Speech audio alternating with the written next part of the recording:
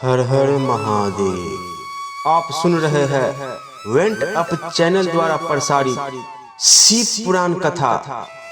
संपूर्ण शिव पुराण को 7 संहिताओं तथा 11 खंडों में बांटा गया है, जिन्हें समय की तृप्ति से हमने कई भागों में विभक्त किया है। फिलहाल शिव पुराण भाग 11 में आप क्रमशः शिव पुराण रुद्र संहिता प्रथम खंड अध्याय 4 से अध्याय 6 तक का श्रवण करेंगे। बाकी कथा आप शिव पुराण भाग 12 में सुन पाएंगे। तो चलिए आरंभ करते हैं शिव पुराण रुद्र संहिता के 4थे अध्याय से। 4था अध्याय, नारद जी का भगवान विष्णु को शाप देना। ऋषि बोले, हे सूत जी, रुद्रगणों के चले जाने पर नारद जी ने क्या किया और वे कहाँ गए, इस सब के बारे में भी हमें बताइए। सूत जी बोले, हे ऋषियों, माया से मोहित नारद जी उन दोनों शिवगणों को शाप देकर भी मोहवश कुछ जान न सके। तत्पश्चात क्रोधित होते हुए वे तालाब के पास पहुंचे और वहां जल में पुनः अपनी परछाई देखी तो उन्हें फिर वानर जैसी आकृति दिखाई दी। उसे देखकर नारद जी को और अधिक क्रोध चढ़ आया। वे सीधे विष्णु लोक की ओर चल दिए। वहां पहुंचकर भगवान विष्णु से वे बोले, हे हरि, तुम बड़े दुष्ट हो। अपने कपट से विश्व को मोहने वाले तुम दूसरों को सुखी होता नहीं देख सकते। तभी तो तुमने सागर मंथन के समय मोहिनी का रूप धारण कर दैत्यों से अमृत का कलश छीन लिया था और उन्हें अमृत की जगह मदिरा पिलाकर पागल बना दिया था। यदि उस समय भगवान शंकर दया करके विष को न पीते तो तुम्हारा सारा कपट प्रकट हो जाता। तुम्हें कटपूर्ण चाले अधिक प्रिय है। भगवान महादेव जी ने ब्राह्मणों को सर्वोपरि बताया है। आज तुम्हें मैं ऐसी सीख दूंगा जिससे तुम फिर कभी कहीं भी ऐसा कार्य नहीं कर सकोगे। अब तक तुम्हारा किसी शक्तिशाली मनुष्य से पाला नहीं पड़ा है, इसलिए तुम निडर बने हुए हो। परंतु अब मैं तुम्हें तुम्हारी करनी का पूरा फल मिलेगा। माया मोहित नारद जी क्रोध से खिन्न थे। वे भगवान विष्णु को शाप देते हुए बोले, विष्णु, तुमने स्त्री के लिए मुझे व्याकुल किया है। तुम सभी को मोह में डालते हो।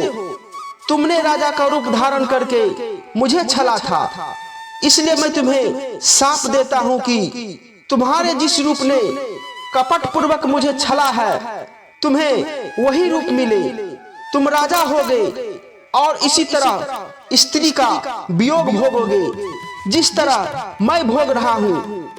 तुमने जिन वानरों के समान मेरी आकृति बना दी है, वही वानर तुम्हारी सहायता करेंगे। तुम दूसरों की स्त्री वियोग का दुख देते हो, इसलिए तुम्हें भी यही दुख भोगना पड़ेगा। तुम्हारी स्थिति अज्ञान से मोहित मनुष्य जैसी हो जाएगी।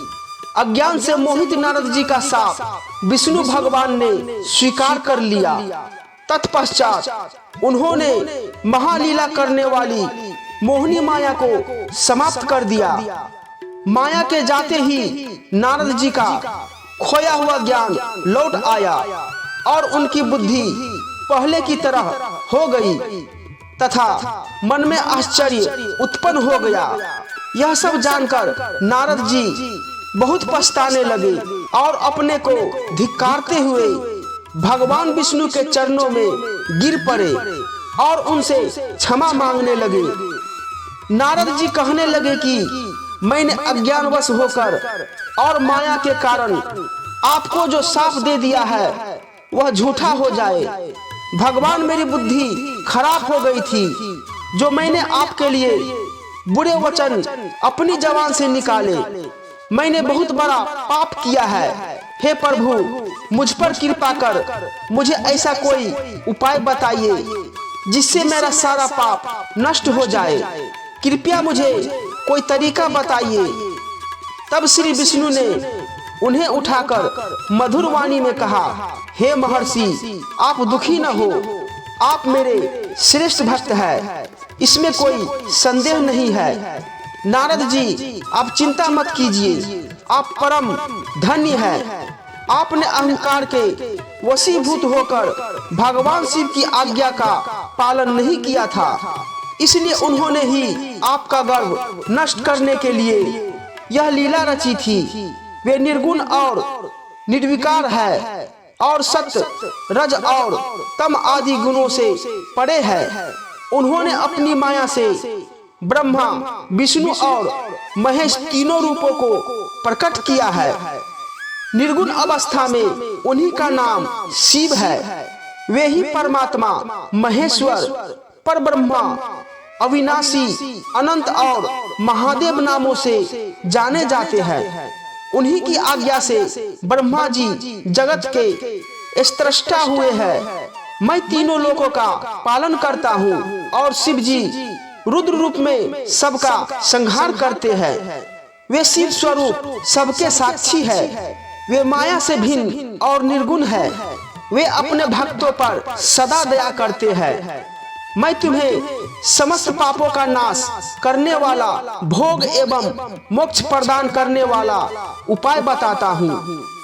अपने सारे संकों एवं चिंताओं को त्याग कर भगवान शंकर की यश और कीर्ति का गुणगान करो और सदा अनन्य भाव से शिवजी के सतनाम स्तोत्र का पाठ करो, उनकी उपासना करो तथा प्रतिदिन उनकी पूजा अर्चना करो। जो मनुष्य शरीर, मन और वाणी द्वारा भगवान शिव की उपासना करते हैं उन्हें पंडित या ज्ञानी कहा जाता है।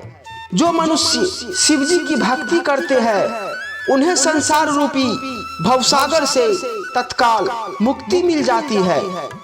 जो लोग पाप रूपी दावानल से पीड़ित, उन्हें शिव नाम रूपी अमृत का पान करना चाहिए। वेदों का पूर्ण ज्ञान प्राप्त करने के पश्चात ही ज्ञानी मनुष्यों ने शिवजी की पूजा को जन्म मरण रूपी बंधनों से मुक्त होने का सर्वश्रेष्ठ साधन बताया है। इसलिए आज से ही रोज भगवान शिव की कथा सुनो और कहा करो तथा उनका पूजन किया करो।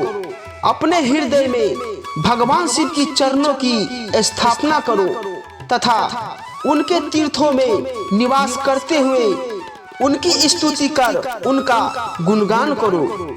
इसके बाद नारद जी, तुम मेरी आज्ञा से अपने मनोरथ की सिद्धि के लिए ब्रह्मलोक जाओ। वहां अपने पिता ब्रह्मा जी की स्तुति करके उनसे शिव महिमा के बारे में पूछना। ब्रह्मा जी शिव भक्तों में श्रेष्ठ है। वे तुम्हें भगवान शंकर का महात्म्य और सतनाम स्रोत अवश्य सुनाएंगे। आज से तुम शिव भक्ति में लीन हो जाओ, वे अवश्य तुम्हारा कल्याण करेंगे। यह कहकर भगवान विष्णु अंतर्धान हो गए। 5वां अध्याय। नारद जी का शिव तीर्थों में भ्रमण व ब्रह्मा जी से प्रश्न। सूत जी बोले, महर्षियों, भगवान श्री हरि के अंतर्धान हो जाने पर मुनि श्रेष्ठ नारद शिवलिंगों का भक्ति पूर्वक दर्शन करने के लिए निकल गए। इस प्रकार भक्ति मुक्ति देने वाले अनेक शिवलिंगों के उन्होंने दर्शन किए। जब उन रुद्रगणों ने नारद जी को वहां देखा तो वे दोनों गण अपने साप की मुक्ति के लिए उनके चरणों पर गिर पड़े और उनसे प्रार्थना करने लगे कि वे उनका उद्धार करें। नारद मुने, हम आपके अपराधी हैं। राजकुमारी श्रीमती के स्वयंवर में आपका मन माया से मोहित था। उस समय भगवान शिव की प्रेरणा से आपने हमें शाप दे दिया था। अब आप हमारी जीवन रक्षा का उपाय कीजिए। हमने अपने कर्मों का फल भोग लिया, हम पर कृपा कर, हम पर प्रसन्न होकर हमें शाप मुक्त कीजिए। नारद जी ने कहा, हे रुद्रगणों, आप महादेव के गण हैं, हम सभी के लिए आदरणीय है। उस समय भगवान शिव की इच्छा से मेरी बुद्धि भ्रष्ट हो गई थी, इसलिए मोहवश में मैंने आपको शाप दे दिया था। आप लोग मेरे इस अपराध को क्षमा कर दे, परंतु मेरा वचन झूठा नहीं हो सकता, इसलिए मैं आपको शाप से मुक्ति का उपाय बताता हूँ। मुनिवर, विश्रवा के वीर्य द्वारा तुम एक राक्षसी के गर्भ में जन्म लोगे। समस्त दिशाओं में रावण और कुंभकर्ण के नाम से प्रसिद्ध पाओगे। राक्षस राज का पद प्राप्त करोगे। तुम बलवान व वैभव से युक्त होगे। तुम्हारा प्रताप सभी लोगों में फैलेगा। समस्त ब्रह्मांड के राजा होकर भी भगवान शिव के परम भक्तों में हो जाओगे। भगवान शिव के ही दूसरे स्वरूप श्री विष्णु के अवतार के हाथों से मृत्यु पाकर तुम्हारा उद्धार होगा तथा फिर अपने पद पर प्रतिष्ठा हो जाओगे। सूत जी कहने लगे कि इस प्रकार नारद जी का कथन सुनकर वे दोनों रुद्रगण प्रसन्न होते हुए वहां से चले गए और नारद जी भी आनंद से सराबोर हो मन ही मन शिव जी का ध्यान करते हुए शिव तीर्थों का दर्शन करने लगे। इसी प्रकार भ्रमण करते वे शिव की प्रिय नगरी काशीपुरी में पहुंचे और काशीनाथ का दर्शन कर उनकी पूजा उपासना की। श्री नारद जी शिव जी की भक्ति में डूबे उनका स्मरण करते हुए ब्रह्मलोक को चले गए। वहां पहुंचकर उन्होंने ब्रह्मा जी को आदर पूर्वक नमस्कार किया और उनकी स्तुति करने लगे। उस समय उनका हृदय शुद्ध हो चुका था और अनेक हृदय में शिव जी के प्रति भक्ति भावना ही थी और कुछ नहीं। नारद जी बोले, हे पितामह, आप तो परब्रह्म परमात्मा के स्वरूप को अच्छी प्रकार से जानते हो। आपकी कृपा से मैंने भगवान विष्णु के महात्म्य का ज्ञान प्राप्त किया है एवं भक्ति मार्ग, ज्ञान मार्ग, तपो मार्ग, दान मार्ग तथा तीर्थ मार्ग के बारे में जाना है, परंतु मैं शिव तत्व के ज्ञान को अभी तक नहीं जान पाया हूँ। मैं उनकी पूजा विधि को भी नहीं जानता हूँ, अतः अब मैं उनके बारे में सभी कुछ जानना चाहता हूँ। मैं भगवान शिव के विभिन्न चरित्रों, उनके स्वरूप तथा वे सृष्टि के आरंभ में, मध्य में किस रूप में थे, उनकी लीलाएं कैसी होती है और प्रलय काल में भगवान शिव कहाँ निवास करते हैं, उनका विवाह तथा उनके पुत्र कार्तिकेय के जन्म आदि की कथाएं मैं आपके श्रीमुख से सुनना चाहता हूँ। भगवान शिव कैसे प्रसन्न होते हैं और प्रसन्न होने पर क्या क्या प्रदान करते हैं, इस संपूर्ण वृत्तांत को मुझे बताने की कृपा करें।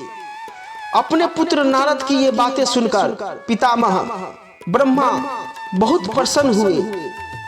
छठा अध्याय, ब्रह्मा जी द्वारा शिव तत्व का वर्णन। ब्रह्मा जी ने कहा, हे नारद, तुम सदैव जगत के उपकार में लगे रहते हो। तुमने जगत के लोगों के हित के लिए बहुत उत्तम बात पूछी है, जिसके सुनने से मनुष्य के सब जन्मों के पापों का नाश हो जाता है। उस परम ब्रह्म शिव तत्व का वर्णन मैं तुम्हारे लिए कर रहा हूँ। शिव तत्व का स्वरूप बहुत सुंदर और अद्भुत है। जिस समय महाप्रलय आई थी और पूरा संसार नष्ट हो गया था तथा चारों ओर सिर्फ अंधकार ही अंधकार था, आकाश व ब्रह्मांड तारों व ग्रहों से रहित होकर अंधकार में डूब गए थे। सूर्य और चंद्रमा दिखाई देने बंद हो गए थे। सभी ग्रहों और नक्षत्रों का कहीं पता नहीं चल रहा था। दिन रात, अग्नि जल कुछ भी नहीं था। प्रधान आकाश और अन्य तेज भी शून्य हो गए थे। शब्द, स्पर्श, गंध, रूप, रस का अभाव हो गया था। सत्य, असत्य सब कुछ खत्म हो गया था। तब सिर्फ सत्य ही बचा था। उस तत्व को मुनिजन एवं योगी अपने हृदय के भीतर ही देखते थे। वाणी, नाम, रूप, रंग आदि की वहां तक पहुंच नहीं है। उस परम ब्रह्मा के विषय में ज्ञान और अज्ञान से किए गए संबोधन के द्वारा कुछ समय बाद अर्थात सृष्टि का समय आने पर एक से अनेक होने के संकल्प का उदय हुआ। तब उन्होंने अपनी लीला से मूर्ति की रचना की। वह मूर्ति संपूर्ण ऐश्वर्य तथा गुणों से युक्त, संपन्न, सर्वज्ञानमयी एवं सब कुछ प्रदान करने वाली है। यही सदाशिव की मूर्ति है। सभी पंडित विद्वान इसी प्राचीन मूर्ति को ईश्वर कहते हैं। उसने अपने शरीर से स्वच्छ शरीर वाली एवं स्वरूप भूता शक्ति की रचना की। वही परम शक्ति प्रकृति, गुणमयी और बुद्धित्व की जननी कहलाई।